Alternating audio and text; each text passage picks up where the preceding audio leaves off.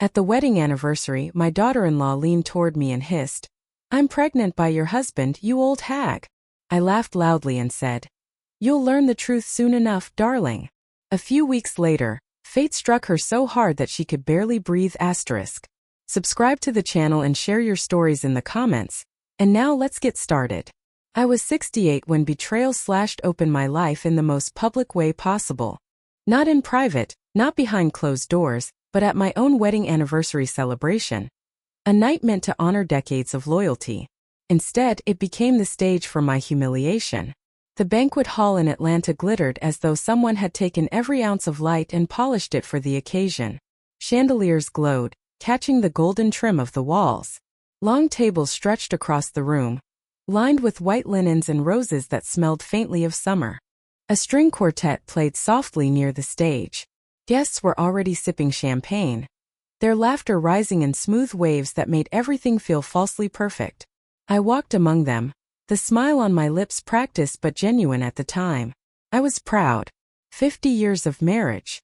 50 years of surviving storms with Tom. We had built a house brick by brick, raised a son Jason, watched him grow into a man. I thought, foolishly, that tonight was about honoring that labor of love, the sacrifices that had nearly broken me but never destroyed me. I wore the navy blue silk dress Tom had once admired in a shop window but told me not to buy because it was too expensive. I bought it secretly years later, saving coins from grocery money, and kept it tucked in my closet for a special occasion. This was it. My hands trembled as I clasped the necklace Tom had given me on our 25th anniversary, back when he still remembered to notice me. I thought the jewelry, the dress, the glow of candles, all of it would finally wrap me in dignity. I should have known better. Claire floated into the hall like she owned it. My daughter-in-law, Jason's wife of 7 years, with her bright blonde hair curled into deliberate perfection, her body wrapped in a red dress that clung to her like fire. She walked past me without acknowledgement at first, laughing with her friends, accepting compliments, flashing the kind of smile that demanded worship. She had always been bold, but lately there was a new sharpness in her. She had developed a habit of speaking to me as though I were an inconvenience rather than family. "Oh, and don't worry about it. We'll handle things. You just sit back, you've done enough." Lines like that sound polite if you don't hear the acid underneath. But I heard it. I always heard it. Still I endured. For Jason's sake. For my grandchildren's sake. For the fragile illusion of family harmony. That night I was standing near the head table, my hand resting lightly on the polished wood, when Claire leaned close. Her perfume reached me before her words. Something heavy, citrus and musk, suffocating in the warm air of the room. She tilted her head, her lips almost brushing my ear, and whispered with a sharpness meant only for me. "I'm pregnant by your husband, you old hag." 7 words. That was all it took to rip apart the scaffolding of my life. I froze. The music continued. Guests laughed. Forks clinked against plates, glasses chimed in toast. But inside me, silence dropped like a guillotine. I turned my face slightly, trying to see hers. Her lips were curved in a smile so dazzling anyone watching would think she just paid me a compliment. Her eyes, however, were glinting with cruelty, daring me to react. My body betrayed me. Knees softened, my grip on the table tightened until the wood pressed painfully against my palm. For an instant I felt my legs would give way, that I would collapse in front of everyone. The pastor from church, my bridge partners, old neighbors, even Tom's business associates. All here, gathered under chandeliers, ready to cheer for the couple who made it 50 years. Instead I laughed. A sharp, brittle sound that burst from me before I knew it.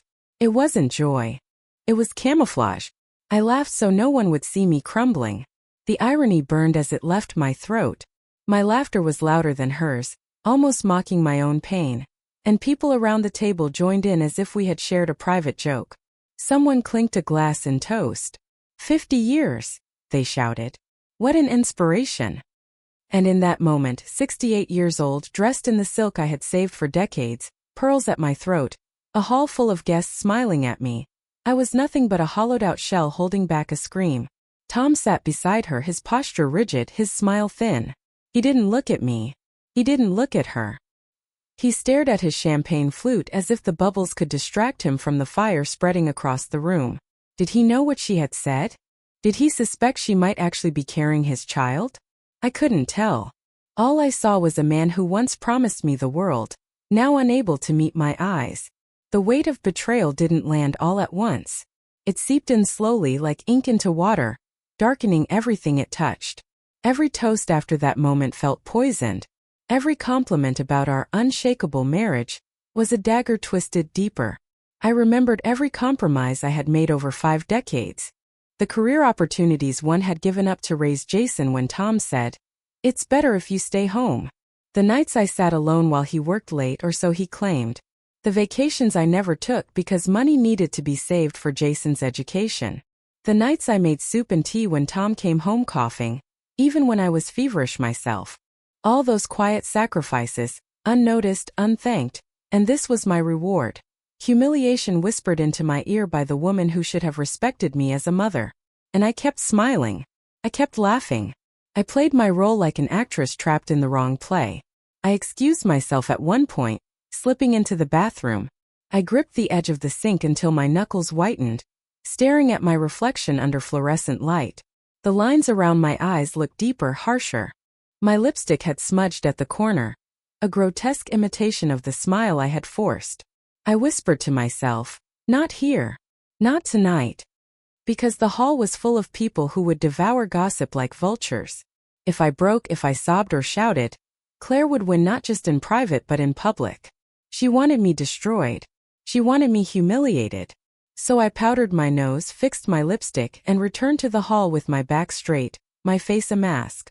But every laugh I forced after that felt like glass in my throat. Every smile like a wound reopening. When the cake was brought out, 3 tiers with golden icing, the words 50 years of love piped across in careful cursive, I thought I might collapse. Claire clapped the loudest, leaning into Tom's side as though she belonged there more than I did. And as the candles flickered on top of the cake, I realized something that chilled me more than her whisper.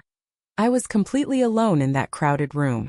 50 years of sacrifice, and not one person in that hall knew that in the space of a breath, my life had been shattered. I smiled through it. I cut the cake. I let people take pictures. I posed with Tom, his hand stiff on my back. But inside, I was already burying the woman I had been for nearly 7 decades. Because humiliation that deep doesn't just sting. It *LL something inside you. And that night, under the chandeliers and roses, with champagne glasses raised in empty celebration, I knew my marriage was already a corpse. Only I had heard the funeral bell. After that night in the restaurant hall, the celebration everyone remembered as glittering and joyous, my life began to unravel in whispers. Not loud accusations, not obvious betrayals. Those would have been easier to confront. No, what followed was quieter, more insidious. A steady dripping of humiliation day by day until I felt drowned in it. Claire, who had poisoned my anniversary with her whispered dagger, never stopped. The party was only the opening act. In the weeks that followed, she perfected a theater of cruelty where I was always the target, and the audience was always watching. It began at family dinners. Tom and I had always hosted Sunday meals, even when my body ached from age and fatigue. I would roast chicken, mash potatoes, bake pies from scratch because family deserves tradition. Claire would arrive with her perfume clouding the air, her voice just loud enough to carry. She would slide into Jason's side, pat his hand as if she owned him entirely, and then let her words spill like venom and sugar. "Poor Anne," she'd say with a sweet smile. "She tries so hard, but really old women should let the younger generation take over. Don't you think, Jason?" Jason never defended me. Sometimes he laughed nervously, sometimes he just looked down at his plate, but he never once told her to stop. That silence hurt worse than her words. Neighbors noticed. They always do. In the South, gossip is oxygen. Mrs. Harding from 2 houses down mentioned casually one morning, "Claire said you've been feeling jealous lately. Something about Tom spending too much time helping her with errands?" She said it with that careful tone women use when they want to see if the rumor is true. I smiled, said nothing, but inside I felt the floor tilt. Claire was spreading her poison beyond our walls. She wasn't content with wounding me in private. She wanted to turn the world against me, make me look bitter, unhinged, senile. And she succeeded. The whispers multiplied. At the grocery store, the cashier avoided my eyes. At church, where I had sung in the choir for 30 years, people began offering me those pitying smiles that cut deeper than open mockery. She's making things up about her husband. She's just lonely, you know how old women get. Claire is so patient, living with a mother-in-law like that. I heard it all, even when they thought I couldn't. Jason, my son, my flesh, my blood, looked at me differently too. There was a coldness in his gaze, a suspicion I had never seen before. When I tried to speak to him privately, he grew defensive. Mom, maybe you're overthinking things. Claire says you've been stressed. Maybe you should rest more. Rest. As though exhaustion, not betrayal, was the cause of my unraveling. I wanted to scream at him. I carried you inside me for 9 months. I stayed awake through your fevers, your nightmares, your heartbreaks. I fed you when I was hungry myself, clothed you when I had holes in my own shoes. And now you look at me with doubt, because a woman who has been in our family less than a decade whispers poison into your ear? But I didn't. I bit my tongue. Because a mother learns early that her child will believe what he wants, and the harder you fight, the more he pulls away. Tom, my husband, grew more silent by the day. If Claire's claim of pregnancy was true, he said nothing. He neither confirmed nor denied, but his behavior shifted. He avoided my eyes, stayed later at work, fell asleep in his recliner rather than our bed. He mumbled excuses when I pressed him, and each excuse was a stone laid on my chest. The betrayal was no longer hidden. It was lived. One Sunday, I thought perhaps things would return to normal. We went to church together, Tom and I, as we had for decades. But Claire insisted on joining. She made a spectacle of sliding into the pew beside Tom, threading her fingers through his as though it were the most natural thing in the world. I sat on the other side, an outsider in my own marriage, while the congregation whispered. When the service ended, I overheard her speaking to a friend, loud enough that I could not mistake the intention. Soon, I'll be the lady of her house. The word struck harder than the whisper at the anniversary. Because this was no longer private humiliation, it was public declaration. People turned. I felt their eyes on me, pity mixed with disgust, as though I were a relic being pitted, a woman who had stayed too long at the table of life. That afternoon, when I returned home, I found myself standing in front of the mirror in the hallway. I studied the face that looked back at me, wrinkled yes but not weak. My hair silver but still thick. My hands worn but strong. And I thought, why should I be erased while she takes everything I built? But the whispering campaign continued. It spread like wildfire. Women from the bridge club stopped inviting me. Neighbors crossed the street instead of greeting me. Even my grandchildren, sweet children who once adored me, began repeating things they overheard. Mommy says you're confused sometimes, Grandma. Is that true? Confused. A word sharper than any knife. I had lived nearly 7 decades, survived poverty, sacrifice, loneliness, illness, and now my identity was being rewritten by the lies of a younger woman who wanted my place. And the world believed her. At night I lay in bed beside Tom, listening to his steady breathing, and wondered if he heard the whispers too. If he believed them. If he had chosen silence because it was easier than defending me. It is one thing to be betrayed by a spouse. It is another to be abandoned by your son. But to be erased from your own community, to be painted as senile, jealous, bitter, that was a cruelty beyond words. The house I had once filled with warmth and family dinners became a place of shadows and suspicion. Each creak of the floorboard felt like judgment. Each phone call that never came was proof of isolation. I kept moving, kept cooking, kept smiling when required, but inside me something hardened. I began to realize that this was not just a passing cruelty. This was war. Claire had declared it at my anniversary, and now she was advancing step by step, determined to erase me completely. And I, silent, humiliated, cast as the villain in my own life, began to wonder how long I could endure before the whispers consumed me entirely. Humiliation in private is one thing. You can lock the door, cry in silence, wipe your tears, and tell yourself no one saw. But humiliation in public, the kind delivered under stained glass, in a place where you've worshipped for decades, is a scar carved into bone. It happened one Sunday, not long after Claire had begun her campaign of whispers. Church had always been my refuge. Tom and I married in that very chapel, raised Jason in its pews, baptized our grandchildren at its altar. It was where I believed community was built on faith and respect, where people knew me not just as but as a woman who gave her voice to the choir, baked for every fundraiser, sat by hospital beds when neighbors were sick. That morning I rose early, put on my lavender dress, and tied a scarf around my shoulders. I chose lavender because it was dignified, modest, respectable without being flashy. I wanted to be seen as steady, composed, not the trembling old woman Claire painted me to be. Tom was already downstairs, his tie knotted, his eyes avoiding mine as usual. He drove us in silence. The car smelled faintly of aftershave, but there was something else, Claire's perfume. That heavy citrus musk lingered on him like a mark I couldn't scrub away. When we arrived, I expected Claire to slip into a pew with Jason, as she always had. But she didn't.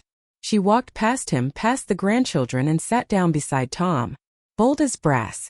No hesitation, no shame. She took his hand openly, laced her fingers through his, and rested them on the pew between them as though it were the most natural thing in the world. The air shifted. Congregants noticed immediately. Heads tilted. Eyes darted. Whispers buzzed through the room like bees disturbed from their hive.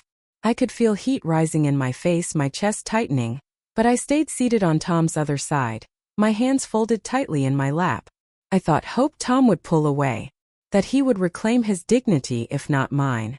But he didn't. He let her hold his hand through the opening hymn, through the prayer, even through the sermon. The pastor spoke about faithfulness and family while Claire sat beside my husband, staking her claim. Every word of scripture turned to ash in my ears. After the service, as we filed out into the courtyard, Claire made sure her voice carried. She laughed with her friends, one manicured hand still hooked in Tom's arm. "I'll be the lady of her house soon," she said, smiling sweetly at the women around her. The world tilted. My ears rang. I saw their faces, shock, curiosity, pity, and worse, amusement. They didn't dismiss her as ridiculous. They entertained it as possibility. Someone glanced at me, their eyes wide with the unspoken question. "Is it true?" I didn't answer. I couldn't.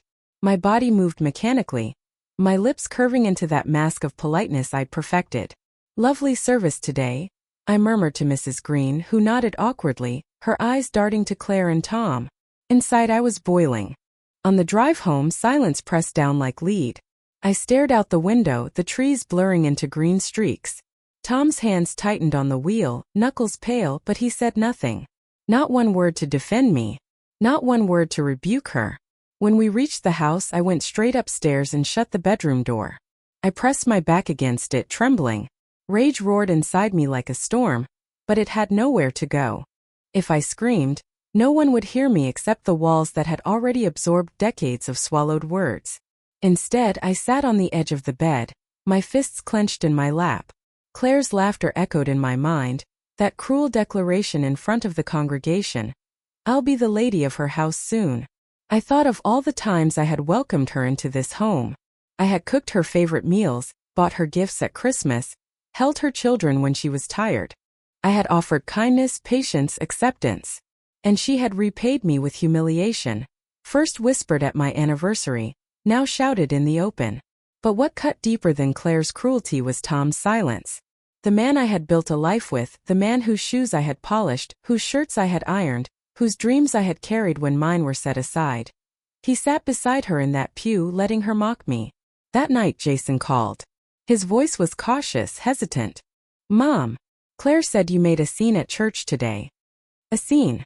That's what she told him. That I was the disruptive one. That I had brought shame to the family. "I didn't make a scene," I said carefully. "But she sat beside your father. She held his hand. She said in front of everyone that she'll be lady of this house soon." There was silence on the line. Then softly Jason said, "Mom, maybe you misunderstood. Claire she wouldn't say something like that." I felt the blood drain from my face. My own son choosing to believe her over me. "I was there, Jason," I whispered. "I heard her." He sighed, heavy, weary, as though I were the burden. "Mom, you're under a lot of stress. Maybe it just came out differently than you think." I wanted to shout at him, "I am not confused. I am not senile. I am not inventing things." But I bit my tongue.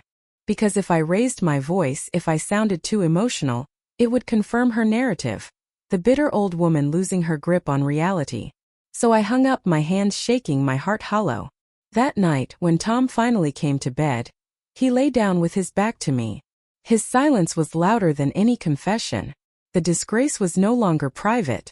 It was carved into the community, whispered in church pews, repeated at grocery store counters, carried through the neighborhood. And I, once respected, once seen as the steadfast matriarch, was being rewritten into a bitter caricature. A woman jealous of her daughter-in-law, suspicious of her husband, clinging to a dignity already stripped away. Lying in the dark, I realized something terrifying. Humiliation wasn't *ling me quickly.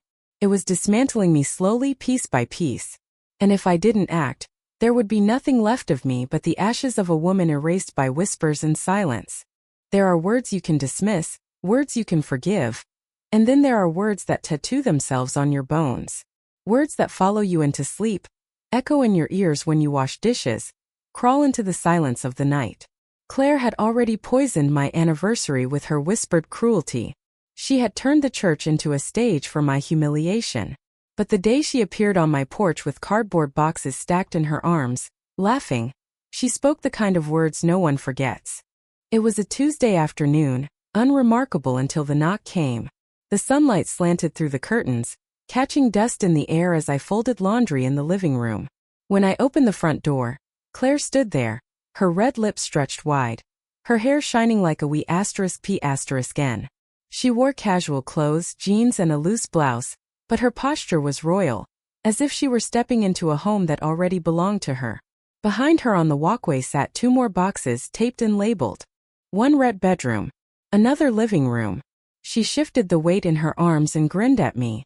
"Don't just stand there, and," she said, breezy as though we were sisters sharing a joke. "I'll be moving in soon, with the baby of course." Her laughter rang out, high and careless. She said it as though it were already decided, as though my life, my house, my marriage had all been signed away in documents I had never seen. I froze, one hand on the doorframe, the other clutching the fabric of my blouse. "Moving in," I repeated, my voice low, half breathless. She pushed past me, just like that, as though the threshold of my home was hers to cross. I stood there, paralyzed, as she carried the first box straight to the living room and dropped it onto the carpet with a thud. Then she turned, sauntered back out, and returned with the second. "Where should I put this one?" she asked mockingly, already scanning the space with critical eyes. "Honestly, and you should think about redecorating. The curtains are so old-fashioned. But don't worry, I'll handle it when I settle in." She had a key. That's what shattered me most. I watched her slip a spare key into her pocket, the same key she had asked me for months ago, just in case there was ever an emergency and she needed to check on the grandchildren if Jason dropped them off. I had given it to her without hesitation, trusting, foolish. Now that trust was turned into a wee *P***N against me. I didn't speak. My throat was tight, my pulse loud in my ears. I could only watch as she moved with confidence across my carpet, into my kitchen, opening cabinets as though she were already mistress of the house. She laughed again, softer this time, almost to herself. "I told Tom we'd have to make room for the crib soon. He didn't object." The words slammed into me harder than her first whisper at the anniversary party. He didn't object. I gripped the back of a chair to steady myself. My mind spun, visions of Tom handing her money, Tom listening to her plans, Tom giving silent approval as she carved up my life with her manicured hands. She set down her boxes and smoothed her blouse, finally meeting my eyes. "Don't look so shocked, Anne. You've had your time. You raised your family, you decorated your house, you played the loyal wife. Now it's my turn. That's how life works." That's when I understood. This wasn't sudden. This wasn't an impulsive cruelty born out of arrogance. This had been planned. For months, maybe longer. The whispered rumors, the careful lies to Jason, the public humiliation at church. It was all groundwork for this moment, her triumphant entrance, her claim on everything I had built. I wanted to shout, to throw her boxes onto the porch, to demand Tom come home and face me. But I didn't. Because in that moment, silence felt stronger than words. I stood tall, lifted my chin, and let her place her things in my living room. Every box she set down was another nail in the coffin of the woman I used to be. But inside, beneath the silence, something hardened. For 50 years I had bent myself for others. I had given up dreams, endured silence, smiled through pain, all for the sake of family. But as Claire moved around my home with ownership in her voice, I felt something shift. It wasn't surrender. It was clarity. I saw the truth in sharp focus. Claire wasn't just cruel. She was calculating. And Tom, whether by weakness or by desire, was allowing her to set the stage. When she finally left that afternoon, leaving her boxes stacked arrogantly in my living room, I sat in the silence of my house and replayed her words. "I'll be moving in soon with the baby." Tom didn't object. "It's my turn now."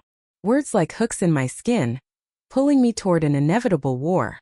I stared at the boxes until the light faded outside, until the living room was drenched in shadow. They sat there like invaders, proof that my sacrifices, my decades of loyalty, had been reduced to something disposable. And yet I did not cry. Not that night. Not then. Instead, I rose slowly, walked to the kitchen, and poured myself a glass of water.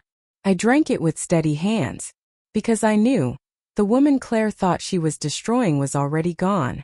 What remained was something else, something that would not forgive, would not forget, and would not bow to whispers or boxes or lies.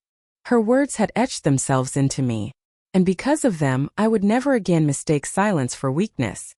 After Claire's invasion with her boxes, silence became my new companion. Not peace, not rest. A silence so thick it pressed against the walls of the house, filled with questions I couldn't answer. Tom had grown quieter over the years, but now his silence wasn't the familiar weight of a man too tired from work. It was a different silence, shifty, evasive, deliberate.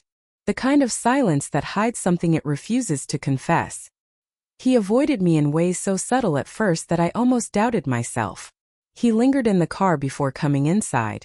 Engine humming outside the window for 5, sometimes 10 minutes. He came home late, his shirt rumpled, his tie loosened as if he had been anywhere but the office. When I asked, he said traffic was bad.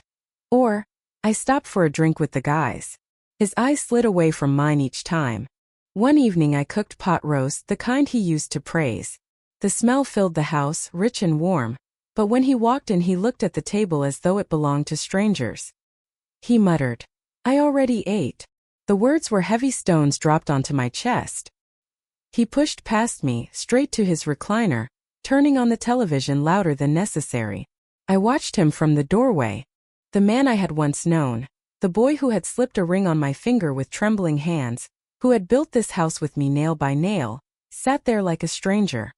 His profile in the glow of the TV seemed sharper, harder, as though betrayal had carved new lines into his face. And always that silence. Claire's words gnawed at me. "I'm pregnant by your husband." At first I clung to the belief that she had lied, that it was just cruelty meant to break me. But the more Tom dodged my eyes, the more I wondered if there was some grain of truth buried inside her venom. Did he look at her with the hunger he hadn't shown me in years? Did he whisper to her the words he once whispered to me in the dark? The questions were knives I couldn't pull out. I began searching for proof. Not like a spy, but like a desperate woman clawing for air. When Tom went to shower, I rifled through his jacket pockets. Receipts tucked into his wallet. Meals at places we had never gone together. One from a late-night diner off the highway. Another from a wine bar near Claire's office. Nothing conclusive, but enough to stir suspicion deeper. His phone was locked now. It hadn't been before. For 50 years we had shared everything. Bank accounts, bills, calendars, even small notebooks where he tracked his projects. Now his phone was a wall between us, flashing with notifications he shielded from me. One night I woke in the dark and reached for him. His side of the bed was empty. I padded downstairs barefoot, my robe tight around me. He was in the kitchen, talking softly into the phone, his back to me. When I stepped into the room he startled, snapping the device shut like a guilty teenager. "Who was that?" I asked. My voice was calm but my heart pounded like a drum. "Work," he muttered. "Just work." At 2 in the morning? But I swallowed my questions because each one felt like begging, and I refused to beg for scraps of truth. Still, the evidence was everywhere, scattered like breadcrumbs. Gas receipts for miles unaccounted for. A faint trace of perfume on his shirt that wasn't mine. Phone calls he answered outside, pacing on the porch. The silence between us was no longer absence. It was a wall and I was locked out. I began to watch him more closely, memorizing his patterns like I once memorized his laugh. The way he avoided my eyes at dinner. The quick, dismissive tone when I asked if he was tired. The way his hands trembled slightly when Claire entered the room during family gatherings. Was it guilt? Or was it fear that the truth might spill too soon? I found scraps of paper in the trash. Numbers I didn't recognize, torn in half as if he hadn't wanted them found. I pieced one together, trembling fingers aligning the halves like a puzzle. It was a phone number. I called it from the landline. A woman answered. Younger voice. Hello, she said. I froze, hung up immediately, my breath shaking. Could it have been Claire? Or someone else entirely? The uncertainty was worse than knowing. Poisoned everything. When he looked at me, I no longer saw a husband, I saw a man hiding. When he left the house, I no longer heard the sound of a door closing. I heard abandonment. Some nights I sat in the living room alone, staring at Claire's boxes stacked neatly against the wall, mocking me. I thought of her words, her laughter, her claim that Tom hadn't objected. Maybe he hadn't. Maybe behind all his silence there was consent. And so I became a ghost in my own house, moving quietly, watching, listening, searching for proof of a betrayal that already felt written across my skin. But no matter how carefully I searched, I found nothing solid. Just scraps, shadows, fragments that only deepened the wound without closing it. One evening, I sat on the edge of our bed, holding one of his receipts in my hand. My reflection in the mirror looked hollow, my eyes ringed with exhaustion. I whispered aloud, as though confessing to myself. Maybe she's right. Maybe it's true. The silence answered back, heavier than ever, pressing into me until it was all I could breathe. And that's when I realized something. Silence itself can be betrayal. Tom hadn't shouted at me. He hadn't cursed or accused. He had simply withdrawn step by step, until I was left alone in a house full of shadows, wondering if my husband belonged to me anymore, or if he ever had. There comes a point when silence becomes unbearable. Not the silence of peace, but the silence that presses against your skull until you feel it will split. That was the silence Tom gave me day after day, night after night. I couldn't live inside it anymore. I needed answers, protection, something stronger than my own suspicions. So I went to see Mr. Collins. He had been our attorney for decades. A tall man, silver-haired now but sharp-eyed, with the kind of presence that fills a room without effort. He had drawn up our first mortgage when Tom and I bought the house, written our wills when Jason was a child, even helped Jason with his business license years later. He wasn't just an attorney. He was woven into the fabric of our family's history. Walking into his office felt like stepping back in time. The same dark oak desk, the same leather chairs, the same faint smell of old paper and coffee. He rose when I entered, shaking my hand with warmth but also with concern. "And," he said, his voice steady, "what brings you here today? You don't usually come without Tom." I sat across from him, clutching my purse in my lap like a shield. For a moment I couldn't speak. My throat tightened. How could I put into words what had been festering in silence for months? That my daughter-in-law was claiming pregnancy by my husband? That she had paraded him at church as though I didn't exist? That whispers were unraveling my name, my dignity, my place in my own family?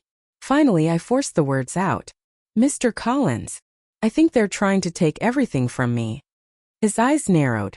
"Who is?" "Tom. And Claire." My voice cracked on her name. He leaned back, steepling his fingers. "Tell me everything." So I did.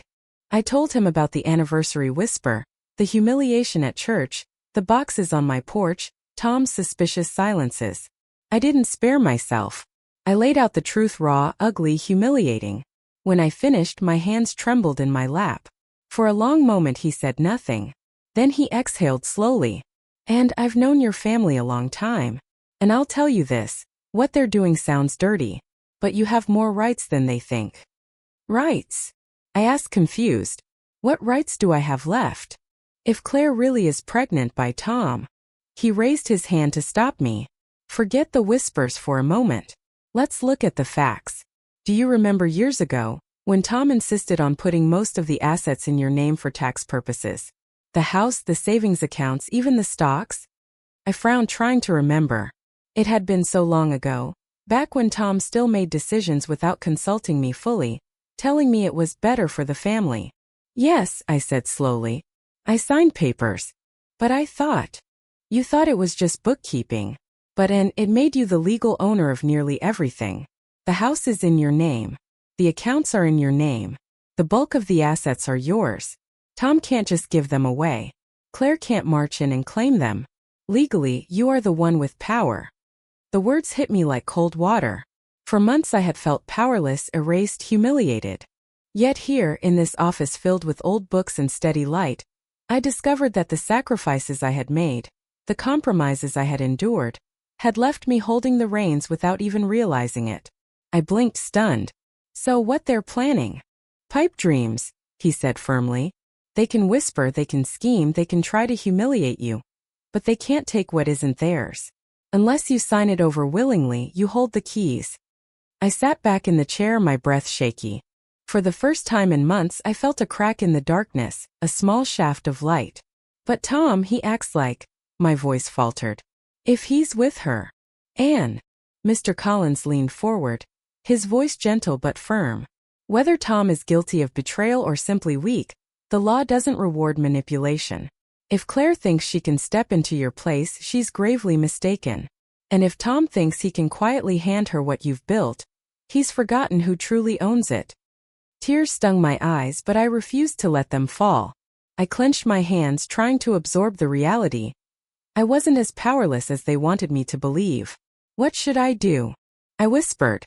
First, he said, do nothing rash. Don't confront them yet. Keep your composure. Second, gather proof. The more evidence you have, receipts, photographs, records, the stronger your case will be if they try anything legal. Third, remember, silence can be a P*N.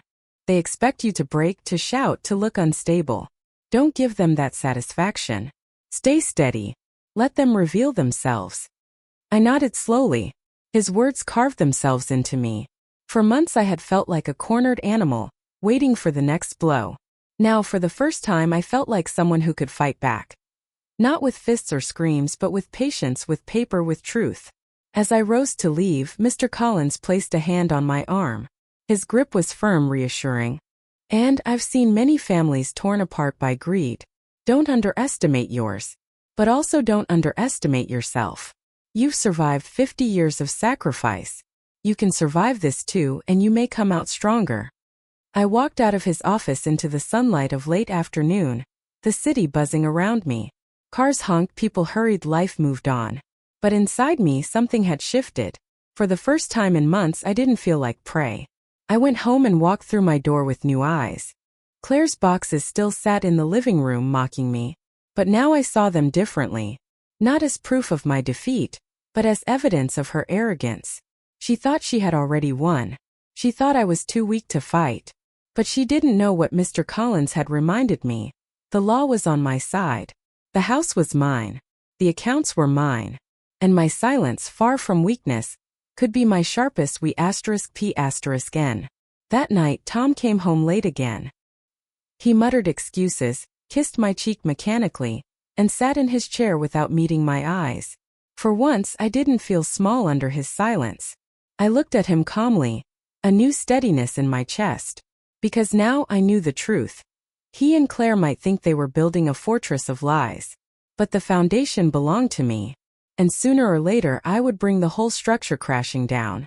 After leaving Mr. Collins's office, I carried his words inside me like a secret flame. For months I had been stumbling through shadows, blinded by humiliation and doubt. Now for the first time I had a P*N. Knowledge. Ownership. Power they didn't know I had. But power without proof is fragile. Claire's poison was already spreading through the community, through Jason, even through Tom's silence.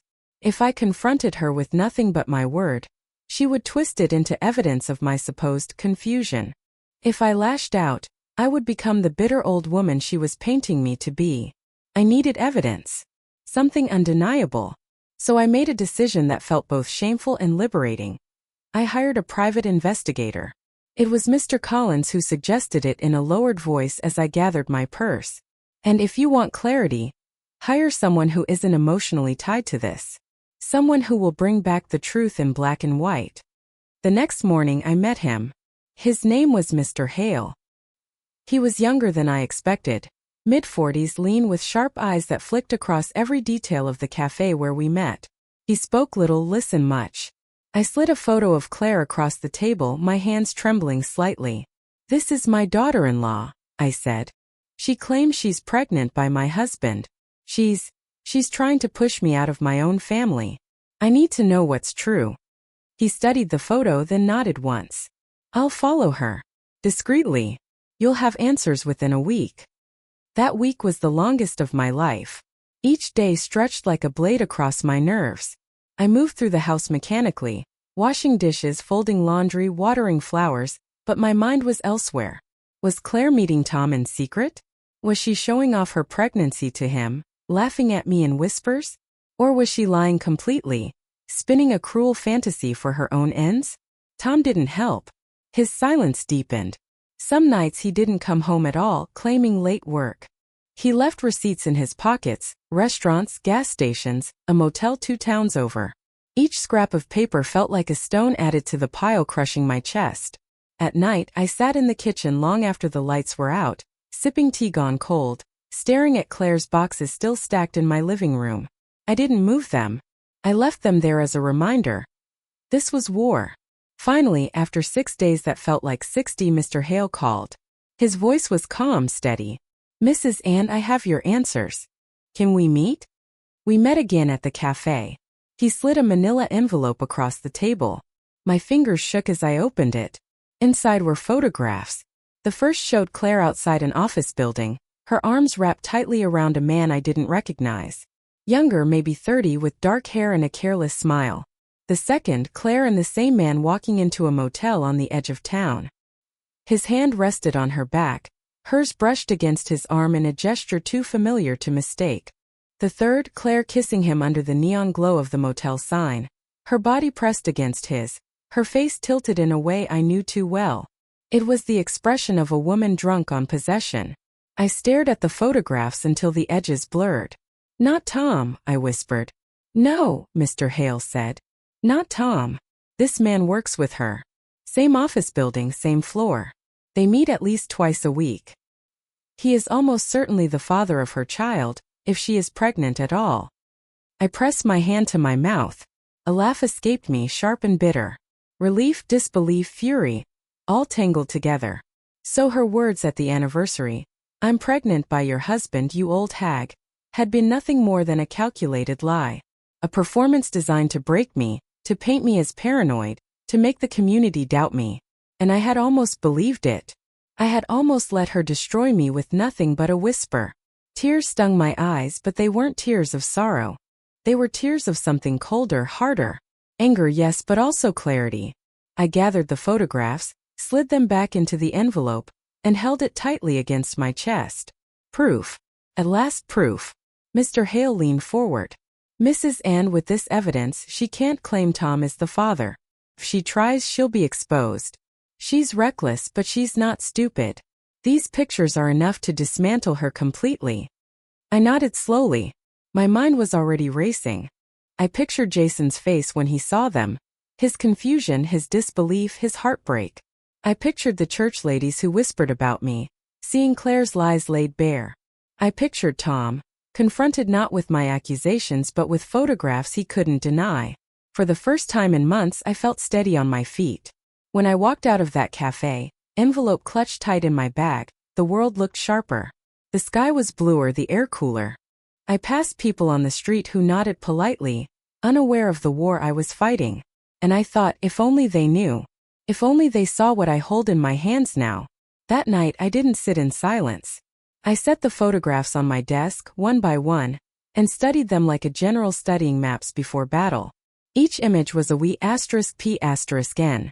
Each smile on Claire's face, each embrace with that man, was a nail in the coffin of the lies she had built. I didn't rush. I didn't storm into Jason's house or confront Tom with rage. No, Mr. Collins had been right. Silence could be a wee *p***n. Patience could be sharper than shouting. So I waited.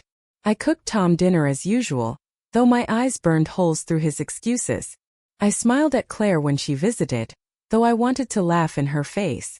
I endured the whispers of neighbors, though I held in my bag the truth that would turn them all to ash. I waited, because timing, I realized, is everything. And when the moment came, when the family was gathered and Claire's smug smile was at its widest, I would open the envelope and let her lies burn to dust in front of everyone. Until then, I let the silence continue. But it was no longer the silence of weakness. It was the silence of a storm gathering, steady, inevitable, waiting for the right moment to strike. For weeks I carried the manila envelope like a wee *p** and no one could see. It sat inside my purse when I went to the market, under my pillow when I slept, on the passenger seat when I drove. Sometimes I opened it late at night and spread the photographs across the dining table, the lamp's yellow light illuminating Claire in the arms of her secret lover. Each time I looked, I felt the same mixture of disbelief and grim satisfaction. Here was the truth she could not twist, not drown in whispers, not hide behind lies. But truth is useless until it is revealed. I knew I couldn't simply hand Jason the photos. He was already poisoned by her words, already doubting me. If I showed him the evidence privately, Claire would find a way to twist it, to cry her way back into his arms, to claim I had staged it, doctored it, manipulated it. No, she needed to be exposed publicly, just as she had humiliated me. So I planned a dinner. I told Jason and Claire I wanted to host a small gathering, to smooth things over. I invited Tom too, of course, though he barely reacted when I mentioned it. His silence had become the drumbeat of my days. Jason sounded relieved, eager even. Claire, oh, she was ecstatic. She thought I was waving a white flag.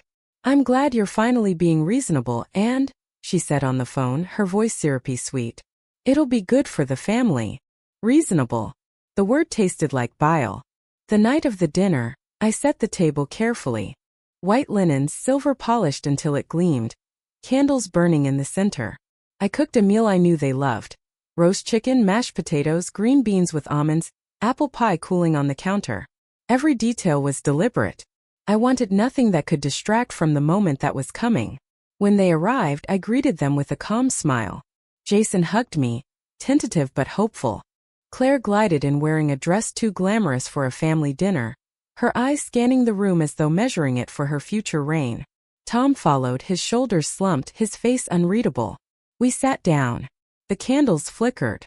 Small talk filled the air like smoke, hollow, suffocating. Claire led the conversation as she always did, tossing comments designed to sting without seeming cruel. "And this pie smells wonderful. I'll have to get the recipe when I move in." Jason laughed nervously. Tom shifted in his chair. I said nothing. My silence was deliberate now, not weakness but patience. I waited until the plates were cleared, until the wine glasses were nearly empty, until the room was full of the false comfort of routine. Then I stood. "I have something I'd like to share," I said evenly. All eyes turned to me. Claire leaned back in her chair, smug, certain I was about to make some conciliatory announcement, perhaps acknowledge her pregnancy or surrender my home. Instead, I walked to the sideboard, opened the drawer, and pulled out the manila envelope. My fingers didn't tremble. My steps were steady as I returned to the table and placed it directly in front of her plate. "Go ahead, Claire," I said. "Open it." She blinked, confused, but curiosity got the better of her. She slid the photos out, one by one, her smile faltering as the images came into view. Her arms around another man, her lips pressed to his, her body leaning into him outside the motel. Jason leaned over, his face paling as he took in the images. His fork clattered onto the table. "What is this?" he whispered. Claire's hand shook, but she tried to recover. "It's not what it looks like." "Really?" I interrupted, my voice sharp as glass. I pulled another photo from the stack and laid it on the table, the one of her kissing her lover under the motel's neon sign. "Because it looks exactly like what it is." Silence fell. Heavy, suffocating. Jason stared at her, his face drained of color. "Claire, who is he?" She opened her mouth, closed it, opened it again. No words came. Tom rose suddenly, his chair scraping the floor. He didn't speak. He didn't defend her. He didn't defend me. He simply walked out of the dining room, his footsteps echoing down the hall until the front door slammed shut. Jason shoved the photos back at her. "Tell me the truth," he demanded, his voice breaking. Claire's face was frozen, pale as though she'd been struck. Her confidence, so unshakable at my anniversary, so smug at church, so arrogant when she left her boxes in my living room, crumbled in seconds. I sat down slowly, folded my hands in my lap, and looked at her with steady eyes. "You told me you were pregnant by my husband," I said quietly.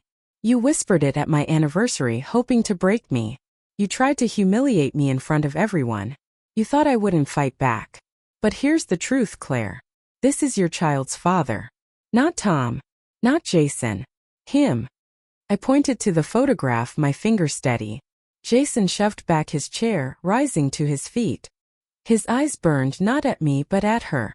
"How long?" he asked, his voice raw. She shook her head, tears finally spilling. "Jason, How long?" he roared, slamming his fist against the table. The candles trembled. Her sobs filled the room, but they were hollow. Performances, the same kind of tears she used whenever she wanted sympathy. But this time no one rushed to comfort her. Jason stood rigid, fists clenched. I sat silent, my gaze unflinching. She reached for his arm. It didn't mean anything. I was confused. I just needed attention. He yanked his arm away. Confused. His voice cracked. "You humiliated my mother. You turned me against her. And all this time, this is what you were doing?" Her sobs grew louder, but the room was already deaf to her. For the first time in months, I felt a strange calm settle over me. Not joy, not triumph, something colder. Vindication. The mask had fallen, and beneath it was nothing but lies and rot. Jason turned to me, his face crumpled. "Mom, I'm sorry." I reached across the table, touched his hand. My voice was soft but firm. "Now you see." Claire sat frozen, the photographs scattered before her like shards of broken glass. Her tears streaked her makeup, her shoulders shaking. But no matter how she cried, no one moved to comfort her. The power she had wielded so easily for months had slipped from her grasp in an instant. When Jason finally walked out, slamming the door behind him, Claire was left alone at my table, surrounded by the wreckage of her lies. I stood, gathered the photographs, and tucked them back into the envelope. My voice was calm when I spoke. "Get your boxes out of my house tomorrow. If they're still here by evening, I'll burn them." Her eyes widened, but she said nothing. She had no words left to twist, no lies left to weave. And as I blew out the candles one by one, the room plunged into darkness. Appropriate, I thought. Because Claire's reign was over. The mask had fallen. When the last candle died and the house sank into darkness, I thought the war was over. But betrayals don't end with one blow. They unravel slowly, thread by thread, until every fabric of a life is torn apart. The night after the dinner, I didn't sleep. I sat in the living room, the envelope of photographs still clutched in my lap, listening to the silence of the house. Tom hadn't returned. Jason hadn't called. Claire's boxes still squatted in the corner like trespassers, but now their arrogance seemed hollow. At dawn I brewed coffee, poured it into my favorite china cup, and sat by the window. The sun rose slowly, painting the sky in pale orange. I told myself, the mask has fallen. Now watch what remains. By noon Jason arrived. His eyes were red, his face hollow. He looked older, suddenly burdened by years he hadn't lived. He didn't even greet me properly. He walked straight into the living room and stared at Claire's boxes. "They're hers," he said flatly. "Where is she?" "She hasn't been back," I replied. He clenched his jaw, then grabbed one of the boxes and carried it outside. Back and forth, box after box, until the living room was empty again. His movements were rigid, mechanical, like a man performing an exorcism. When the last box hit the curb, he turned to me, his voice low. "I took the kids this morning. They're with me now. She won't see them until I decide." I nodded, silent. It wasn't triumph I felt, but something darker, relief tinged with sorrow. My son, finally freed from her web, but at the cost of his marriage, his children's stability, his trust in the woman he once loved. Jason sat heavily on the couch, burying his face in his hands. For a long time neither of us spoke. Then in a broken whisper he said, "She told me you hated her. That you were jealous. That you were losing your mind. And I believed her. I looked at you and I doubted. God, Mom, I doubted you." I placed my hand on his shoulder. "You see the truth now. That's what matters." He lifted his head, eyes wet. "How can I ever make it right?" "You already have," I said softly. "By seeing." The days that followed were a storm. Word spread quickly, too quickly. In small towns and tight-knit suburbs, gossip travels faster than any fire. By the end of the week, everyone knew Claire had been caught. The photographs were whispered about at the grocery store, described in detail by those who hadn't even seen them. "Did you hear? At a motel. With someone from her office. Jason took the kids. She's out on the street." And after everything she said about Anne, the same mouths that had once fed on rumors of my jealousy now turned against her. Women who had pitied her shook their heads in disgust. Men who had admired her confidence muttered words like shameless and foolish. For me it was a strange reversal. Those who had looked at me with suspicion now looked with sympathy, or worse, admiration. "You handled it with such grace," Mrs. Green told me after church. "I don't know how you stayed so composed." Grace. If only she knew the truth. My composure had been born not of grace but of rage sharpened into patience. Claire meanwhile unraveled. She called Jason incessantly, her voice a mixture of pleading and fury. "It was a mistake. You don't understand.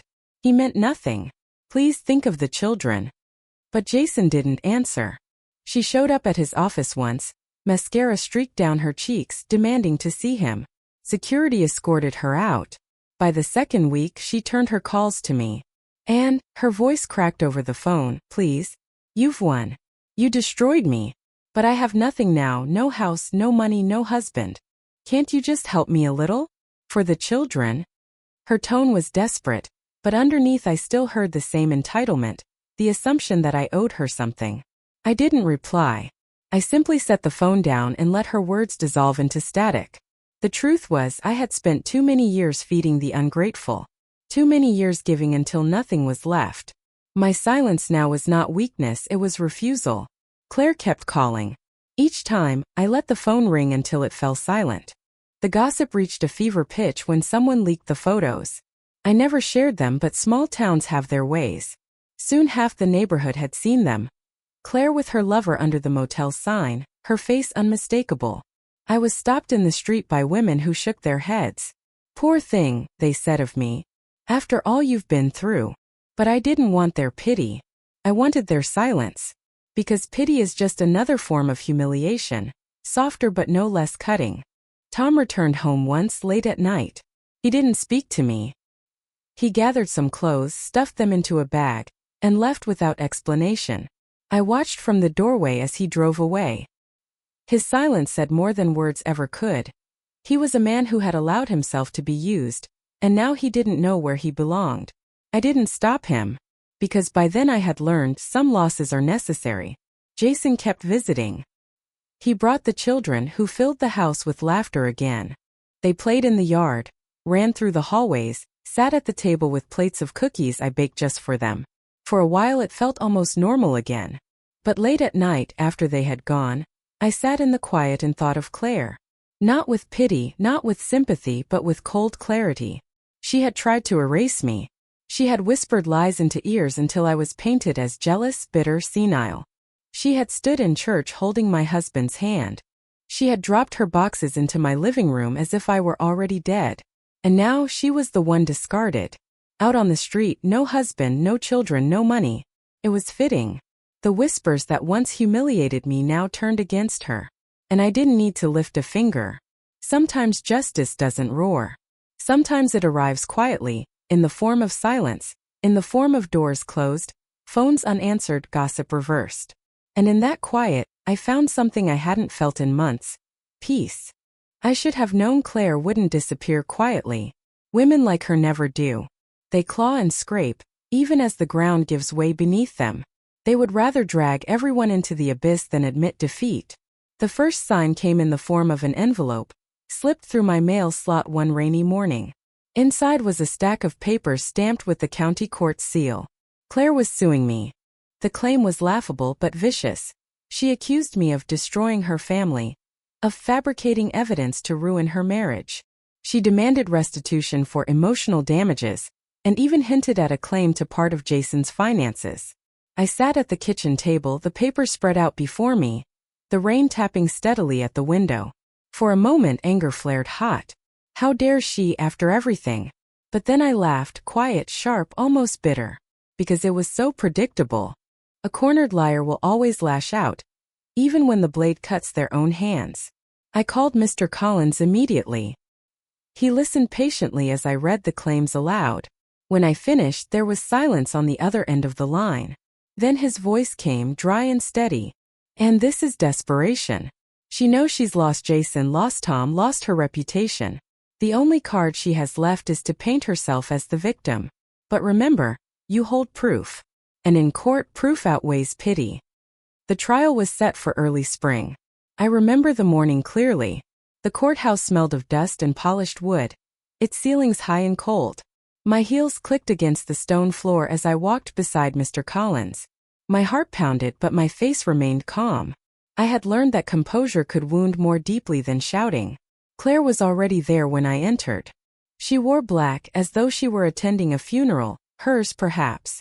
Her makeup was carefully applied, but her eyes were hollow, her mouth tight. When our gazes met, she tried to summon a smile, but it faltered, weak and brittle. Jason sat across the room, rigid, refusing to look at her. The children were with a sitter. Tom was absent, of course, too cowardly to show his face.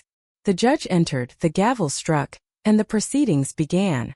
Claire's attorney painted her as a devoted wife, a loving mother, cruelly targeted by a jealous, aging mother-in-law who fabricated an affair to cover her own insecurities. Every word was laced with venom.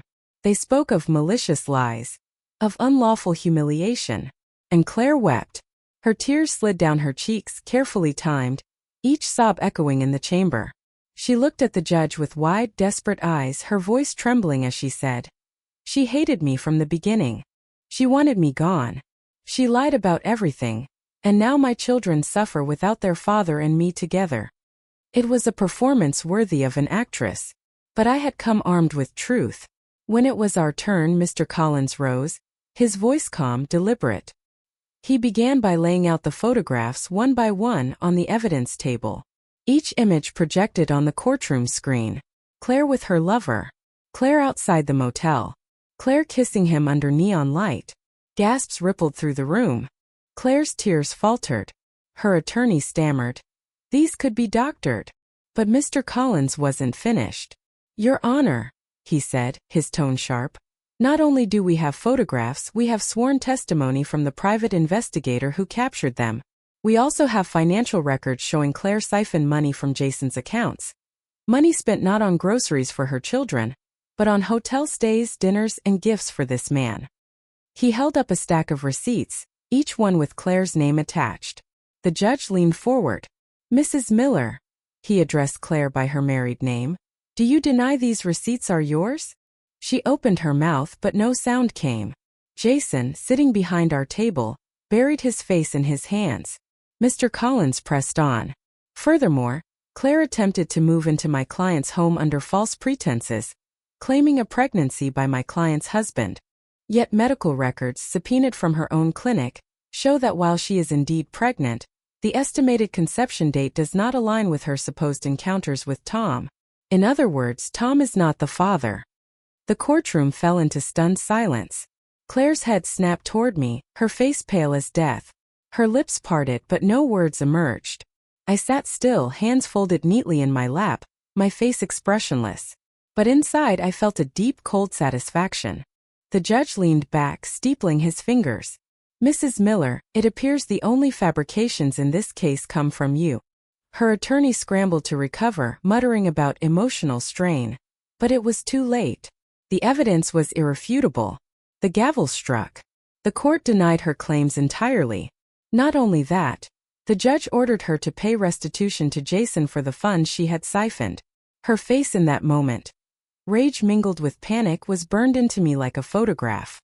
Afterward, as we exited the courthouse, Claire tried one last time.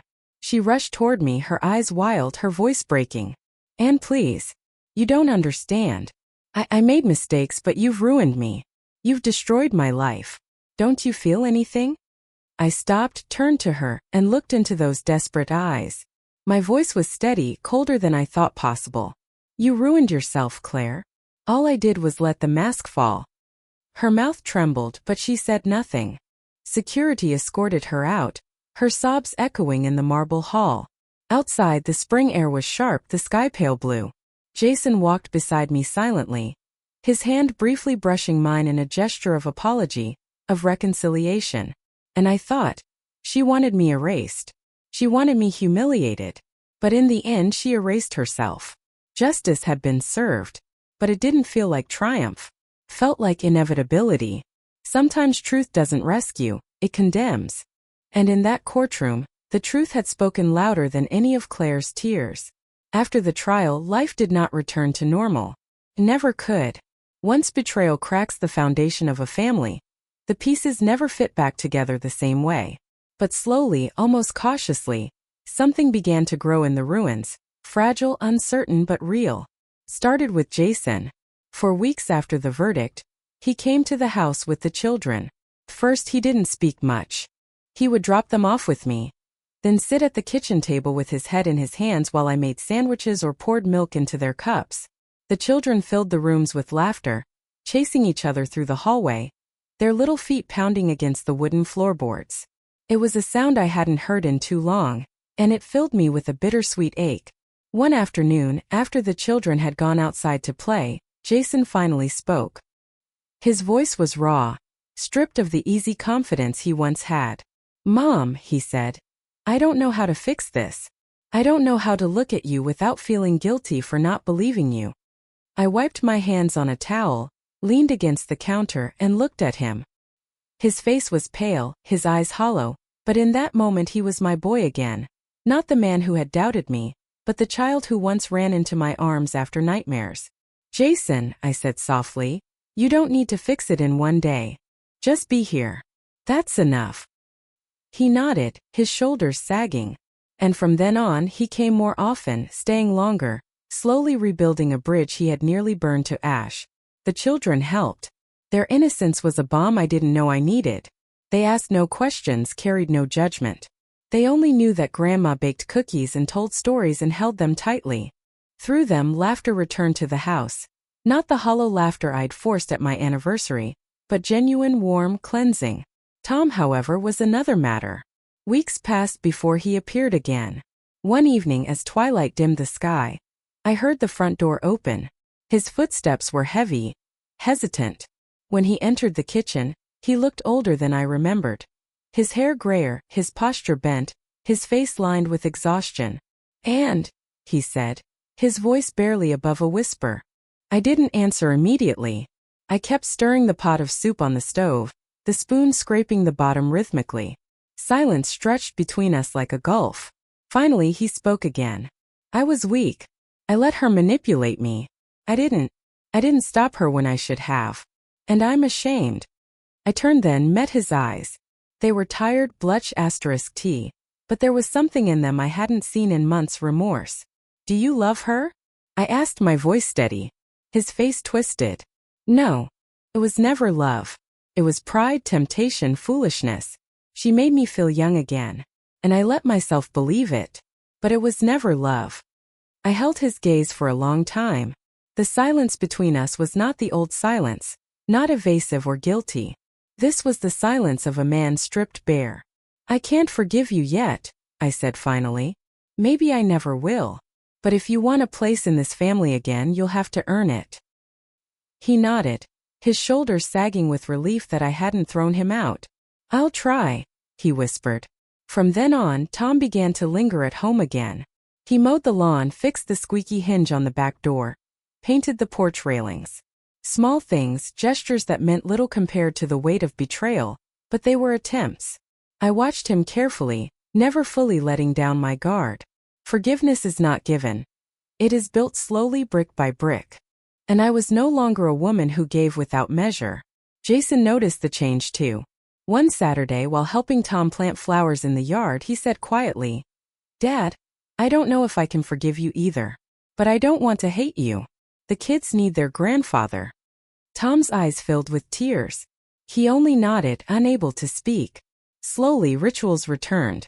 Sunday dinners resumed, though smaller now, just me, Jason, the children, and sometimes Tom if I allowed it. The table was no longer a battlefield, but a place where healing tentatively unfolded. The children's laughter filled the air, masking the cracks that still lingered beneath. One evening, Jason and I sat on the porch while the children played in the yard. The sun was setting, casting a golden glow across the grass. He turned to me, his voice soft. "Mom, I don't know how you did it. How you stayed so calm while everything was falling apart." I sipped my tea, watching the children chase fireflies. Because shouting would have made me the fool she wanted me to be. Silence was my shield. And in the end, it was stronger than all her lies. Jason nodded slowly, as though the truth was finally sinking into him. Life didn't become perfect. There were still nights I lay awake, staring at the ceiling, remembering Claire's whisper at my anniversary, the humiliation in church, the boxes in my living room. Scars don't vanish, they remain, etched into memory. But the house no longer felt like a tomb. It breathed again, with children's laughter, with Jason's presence, with the cautious possibility of Tom's redemption. We repainted the kitchen together, Jason and I. A soft cream color, brighter than before. As the brush slid across the walls, I felt as though we were covering not just the old paint but the old wounds, sealing them beneath a new layer. When spring came, we planted flowers in the yard. Roses, tulips, daisies. The children dug into the soil with their small hands, their laughter ringing out. Tom knelt beside them, showing them how to water the roots carefully. I stood on the porch watching, and for the first time in a long while, I allowed myself a fragile smile. Rebuilding does not mean forgetting, does not mean forgiving easily. It means choosing day after day to hold on to what is worth saving while letting the rest burn. And as I stood in the fading light, the scent of fresh earth in the air, I knew my family had been broken but not destroyed. When people talk about betrayal, they imagine fire and thunder, screams, slammed doors, chaos loud enough to shake walls. But betrayal doesn't always announce itself like that. Sometimes it arrives as a whisper at your ear during your anniversary. Sometimes it sits beside your husband in church, fingers interlaced with his. Sometimes it drags cardboard boxes across your living room floor, as though your home already belongs to someone else. And sometimes it ends in silence. The months after Claire's downfall taught me that. The house was not the same, and neither was I. The laughter of my grandchildren returned, yes, and Jason's steady presence soothed the wounds that had nearly led me. Even Tom, stumbling in his guilt, tried to replant what he had destroyed. But nothing could erase the scars. And maybe that was the truest gift betrayal left me. Clarity carved into bone. Neighbors stopped whispering about me. Instead, they whispered about her. She thought she'd take Anne's place. "Did you hear about the photos?" She begged for help, but Anne never lifted a finger. The same mouths that once doubted me now offered me admiration wrapped in pity. "You're so strong," they said, touching my arm with reverence, as though I had chosen this crucifixion rather than been nailed to it. I smiled politely, but inside I thought, strength is just what's left when weakness is no longer an option. Claire vanished from our community. One day she was everywhere. Flashing her smile at the grocery store, leading gossip at church, leaning against Jason's arm like she owned him. The next she was gone. Rumors placed her in a rented room across town, working a small job alone. No husband, no children, no reputation. Just whispers trailing after her like smoke. She tried once more to reach me. A letter slipped into my mailbox, her handwriting shaky but recognizable. And I was wrong. Please forgive me. I have nothing now. Please, for the children's sake, help me. I read it once. Then I folded it carefully, placed it in a drawer, and never answered. Because forgiveness is not owed. Mercy is not guaranteed. And I had no intention of throwing a rope to someone who had tried to bury me alive. Tom continued his halting attempts at redemption. Some days I let him help in the garden or sit at the dinner table. Other days I kept him at arm's length, reminding him with my silence that betrayal does not fade quickly. He learned to accept it, to earn his place inch by inch. Whether I would ever truly forgive him, I did not know. But I no longer lived for that answer. Jason, meanwhile, grew closer. He visited often, sometimes with the children, sometimes alone. He would sit on the porch with me, staring into the twilight, speaking softly. "I see things differently now, Mom. I see how blind I was. She twisted everything and I believed her. I should have trusted you." His voice always carried shame, but I never scolded him. Betrayal teaches its own lessons, harsher than any reprimand. He had lost his marriage, his illusions, his trust. That was punishment enough. The children thrived. They ran through my yard, their laughter chasing away shadows. They asked fewer questions as time passed, adjusting to a world where their mother no longer lived at home.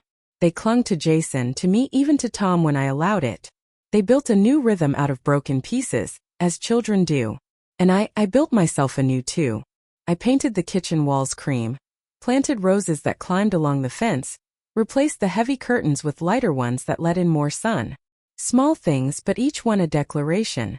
This house is mine. My life is mine. At night, when the house was quiet, I would sit by the window with a cup of tea and let the memories wash over me. The whisper at my anniversary, the humiliation in church, the boxes in my living room, the courtroom where Claire's mask finally cracked. And each time, I felt the same truth settle deeper into me. Silence and composure are stronger than shouting and rage. They expected me to collapse, to scream, to prove myself unstable. Instead, I waited. I gathered proof. I let them destroy themselves. Claire tried to ruin me. Instead, she ruined herself. The family she wanted is gone. The house she wanted belongs to me still.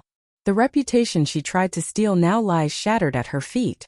And I, who she called an old hag, am the one standing. That is the lesson.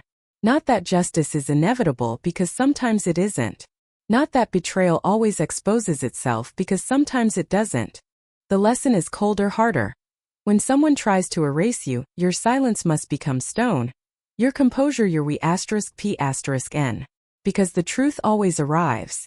Not on your schedule, not when you need it most, but when it is ready to cut the deepest. Now when I walk through my yard with the children at my side, when I hear Jason's voice on the phone, when I sit across from Tom as he stumbles through apologies, I know one thing. I will never again beg for space in my own life. Claire wanted me erased. Instead, I erased her. Not with screaming, not with vengeance shouted in the street, but with silence, patience, and proof. And when people now look at me and say, "And you're an inspiration," I smile politely. But inside I ask myself, and now I ask you, whoever is listening to my story, when someone whispers poison into your ear, when they laugh as they try to strip you of everything you built, when they think you are too old, too weak, too invisible, what will you do? Will you scream and let them call you hysterical? Or will you wait, sharpen your silence, and let the truth destroy them instead? Because sometimes survival isn't about kindness. It isn't about forgiveness. It's about knowing when to stop bleeding for others, and when to finally let them bleed themselves dry. That is what betrayal taught me. That is what Claire gave me. And it is a lesson I will never let go.